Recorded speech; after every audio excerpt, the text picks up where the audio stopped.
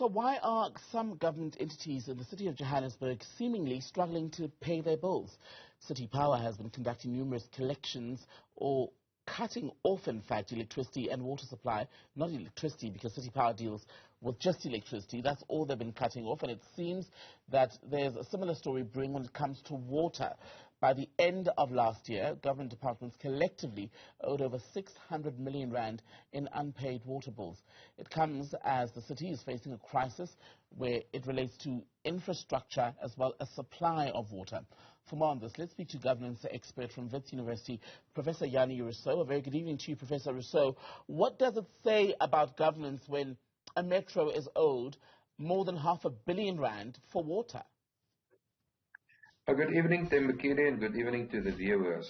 In short, this is just the tip of it all. There's, of course, much more.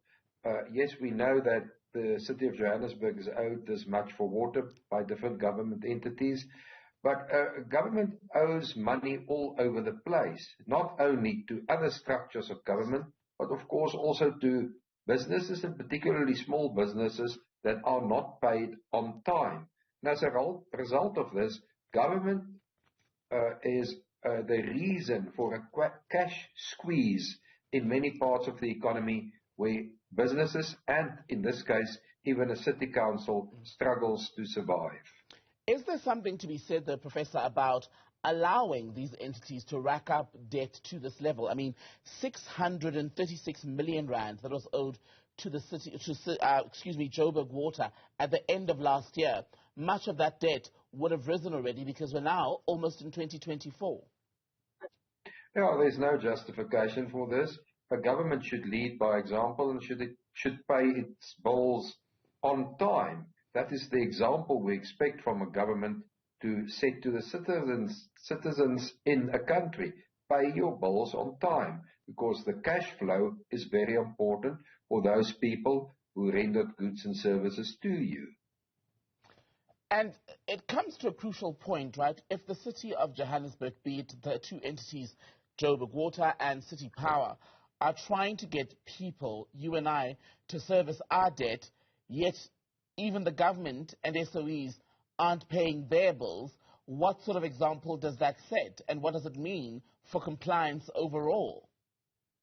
It sets a very bad example. It is really the example that, as you've said, you and I and the other citizens follow. It sets a very bad example. It's a bad precedent. It should never have been allowed in the first instance. And I want to see that those government officials who failed to pay the bills are brought to book and are held responsible for their sloppy action. We just cannot have a situation like this. A country cannot function like this. And again, I stress, this is the amounts in one instance that we know of. What about all the other amounts that we do not know of? I've never seen a total collation of all these amounts, which is actually government debt, but not reported as government debt anywhere on official records. Is cutting off services, as we've seen being done in Johannesburg, the best way to get them to pay? Well, I always believe that there should be a negotiation process before cutting services. So there must be an engagement, and then I don't mean only with government, I mean also with citizens who do not pay, businesses, households who do not pay. There must first be an engagement to make sure that we are not working with wrong accounts, that the account records are accurate, are correct. And once that has been ascertained, that they are correct and accurate accounts, there must be an engagement to pay, and if the money is then not paid, the only solution is to cut off services. That is the other hurdle, right? The frequency with which debts or bills are disputed in a metro such as Johannesburg is a frustrating thing for a household. What more when you're an entity where you're hit with a bill in the upper levels where you've told you owe 10, 20, 30 million rand for water or electricity. If you need that recalculated, how do you even begin to make sure that those bills are as accurate as possible? Hence my view that there must first be an engagement before you start cutting to make sure that you have accurate billing. You cannot expect people, businesses, even other government entities to pay on inaccurate bills. You must make sure that you have accurate billing, that you have accurate bills before you start cutting. Mm. And how do we hold the entities themselves accountable for the failure to pay? Because it's one thing to plead poverty, but if you're not paying for water and lights, then you're on shaky ground or something worse. Oh, well, we will have to look through this entity by entity. I've already said there are many government entities that we can simply close down or give away, and we have to decide whether we need all these entities incidentally.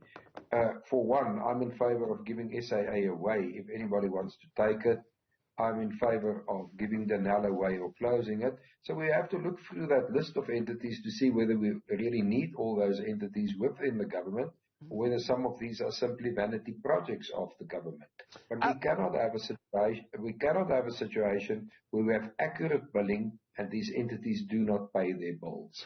If this happens at city council level, surely it also happens to other suppliers. I suppose, and you touched on this earlier, the true tragedy of this is then we are collectively punished in a way, because if City Power and Joburg Water don't get enough money, don't generate enough income, revenue, we see it in the state of infrastructure, their ability to meet the needs even of the people who are paying their bills.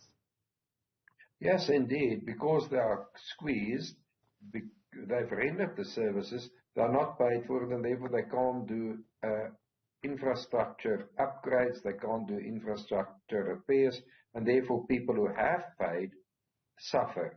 So, but all this points in one direction. South Africa's government is a fiasco. We have government failure at all sorts of levels. This is what we are seeing, and unfortunately we don't get the leadership within the government, within the ANC, to take us out of government failure. And on this, in the months to come, we're going to see more of this, because this government has lost its ability even to administer effectively. Professor Jannie Rossouw, good to speak to you with Wits University, talking to us about the level of debt in the city of Johannesburg when you look at what's owed to entities such as City Power for electricity and Joburg Water for water supply.